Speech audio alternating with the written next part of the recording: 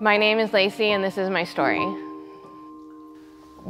My faith has been quite a journey. I've had a lot of difficulties in my life. My parents divorced at an early age. I actually had a type of brain tumor that I had to have surgery on at a young age. By the time I was 11 years old, I started having brain surgeries.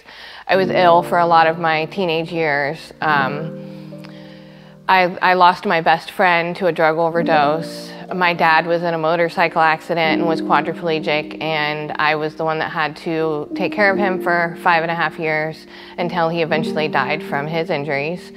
My husband is a non-believer, and that has definitely tested my faith. There was a long time where I didn't believe because I couldn't understand why God would do what he did to me and to others. And it was when I went to get a scan, and I still had a part of the infected vein left, and I went to get a scan, and it showed clear after my baptism that I really believed that God was real and he had cured me and he had done what he said. And everything that I've been through has led me to where I am now. It was a Friday night. It was the weekend before Mother's Day. My husband, Adam, was watching the two younger boys, Elliot and Ethan. Eli was down the street at a friend's house. I was in my office and I was working on an order. And I had just gotten Elliot dinner, and I had made him hot dogs and crepes, and I'll never forget that. And I had sat him down at the table, and I went back in to work. And after a little bit, I heard yelling, and it didn't sound like anything. It sounded like maybe my kids were making weird voices or messing around. And after a few seconds, I realized like it was somebody yelling my name, and it was my husband, and he was in the backyard. And I'll never forget his voice. It didn't sound like him. And he was yelling, "Lacey, help me." And I ran out, and he was holding Elliot. And he was just lifeless with his eyes open and glassy. And my husband didn't know what to do. He was just holding him. He didn't know what to do. He was panicked. So I grabbed him and immediately took him. I tried to take him next door. We have an ICU nurse next door. She wasn't home, so I laid him in the front yard and I started CPR on him. I had my husband call 911, and I actually called you. And I said, "Candace, Elliot drowned. Please pray with me." And you prayed with me while the paramedics got there. We rushed to the hospital after my husband made sure that one of our neighbors had our other two children. They got him breathing, and his heart started back up at the Cape Coral Hospital. And they took us by ambulance to Golisano Children's Hospital, which is where you met me. With your soaking wet hair, because you were in the middle of getting your hair done. I do remember that. I remember it very vividly. I just remember thinking, this isn't real. This isn't happening to me. We watch our kids. We're good parents. And it's just the perfect storm. Somehow the latch to the pool gate didn't get latched completely. Elliot actually never liked the pool, so I never thought that he would ever do that. And that day we had gone swimming, and he actually enjoyed it. He had asked me if he could go back in the pool, and I said no.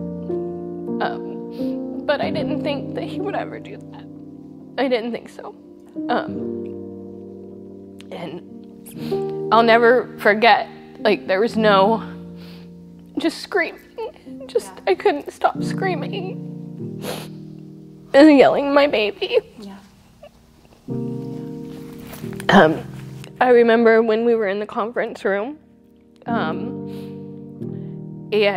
they told me that it didn't look good, that it was very unlikely that he was going to make it. The next 48 hours were going to be very critical. And it still didn't feel very real, and I started to feel panicky, and then just this calm came over me, and I just felt like it's gonna be okay. I don't know how, and I don't know what's gonna happen, but I just can feel God saying to me, like, I have control, just let go. Just stop worrying. Just let go. And I did, and I felt completely at peace, even in the midst of the chaos and my baby laying hooked up to all these tubes and wires and medicine, and I just felt that I could let God take care of it, that He knew what He was doing. We were in the ICU for about a week. After he wasn't really making any improvements, he actually coded a couple of times. And they told us that he was not going to pull through, that they could keep him on life support, but he was not breathing on his own. His heart was not beating on its own. He was not functioning on his own. And, you know, a part of me didn't want to let go of him, you know, in any capacity. I thought, I'll just keep him. I'll just keep him like this. It's fine. But I actually had an experience when I was younger, a friend who had to have a heart surgery, and her baby got heart valves donated. And it was in that moment that Adam and I looked at each other, and I said to the doctor, can we donate his organs? And they said, we have never had a parent come to us first about donating organs. And we knew that we wanted to do that. It was something we never had to say. After going through what we went through with my dad, who was basically a prisoner in his own body. We didn't want that for our baby. And they told us at that point that he had a rare blood type, and that there were kids on the registry that had been waiting years that were going to die. And if we helped them, that they would live a full life. And so we decided to do that because, you know, I prayed to God, and I bargained, and I said, please, I'll do anything. I'll devote my whole life, you know, to serving you, and I will give you everything if you just make him okay. And I prayed for a miracle. But sometimes the miracle that we get isn't the miracle that we pray for. And he was somebody else's miracle. He was 3 other babies' miracles, and they're alive today because of that. There was a moment for me. It was, we had been in the hospital for a week. We had just left Elliot in the hospital to donate his organs, and we were going home alone. And it was the next morning, and I was watching the news, and I saw on the news that someone had killed their child, and they were arrested for it. And, you know, I thought to myself, how could God take away my child when I'm a good parent and I love him so much and I would never hurt him? You know, and there's all these stories of abuse, and, you know, like, not that I would ever want another child to die, but you think of all these people that are neglectful and aren't watching their children, and their kids don't drown. And that was really hard. And I know a lot of people, you know, feel guilt, and I still struggle with guilt. Like, there's a million things I could have done differently. But I'm a firm believer that everything we do leads us to a destination. And as hard as it is, everything that's happened has led me to where I am right now, and I'm a better person because of it. And I trust that God is leading me here, and He is holding my hand, however reluctant I am sometimes, and He's leading the way. The most powerful thing for me is my husband is not a believer. He's the opposite of a believer. He likes to say that if he came to church, the whole place would just collapse on him. He's convinced my children of that until recently. And we had several deep talks, and he said, I don't want to say that I believe in God because I don't know if I do or not, but I believe that there's something. And that for me was so powerful, that he had come from a place of believing in absolutely nothing to having some, because it's hope. God is hope. It is our hope. And I tell people all the time that at this point, it's not just believing in God. There has to be a God. There has to be a heaven, because that is my only hope of ever seeing my baby again. Yeah. And so I firmly believe that, because it's my only hope. We were not planning on having more children.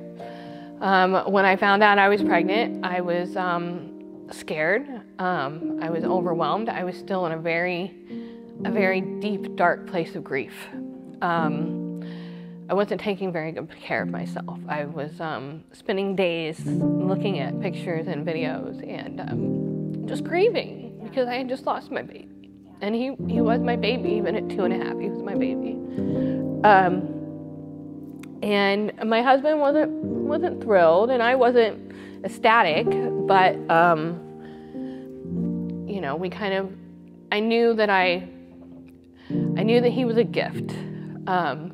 It represented like a joy, like something, a light in the middle of the darkness, because that's how I felt. I felt like I was in darkness. And I like to say that my kids saved my life. Eli and Ethan saved my life. For them, I don't know if I would have gotten through. But Finn made me start living again. He made me start to take better care of myself, because I had to take care of him. Yeah. And when I had him, and they placed him on me, I hadn't cried with all my other kids when they were born, but I did with him. And I'll never forget, you know, the feeling of having your baby on top of you is the most amazing thing ever. And he has brought so much joy to his brothers. They adore him. And his dad, he is the light of all of our lives, and we love him so much. One of the big things that I tell everybody is that I'm so grateful that we had a church family when it happened, for so many different reasons. The number one thing that I say it is because of my children. It was probably the second hardest day of my life, was watching them realize that they're gonna lose their brother. But we never had to have the talk of, where is Elliot gonna go? What happens to him? Because they immediately said, Elliot's gonna go to heaven. And he'll be with Jesus. And the relief of not having to have that conversation and make that explanation, and them just, the beauty of their wholehearted belief and knowing that that is what happens, that you die and you go to heaven and you are with Jesus. That was probably the number one thing that I was most grateful for. And I hear a lot of people that say when they lose a child that people just go away, that they don't feel supported, that they feel alone in their grief, and I never had to feel that. We had the support. We had meals for 2 months. We were given donations so that I didn't have to work through the summer, and I could spend that helping my children grieve and helping them heal and helping myself heal. And we had this, like, friends that were checking on us and, you know, dropping off little things for the boys. And, you know, we just, it's nice to never have to say that we never felt alone. We always felt loved, and we always felt guided and helped. And we're very, very blessed for that.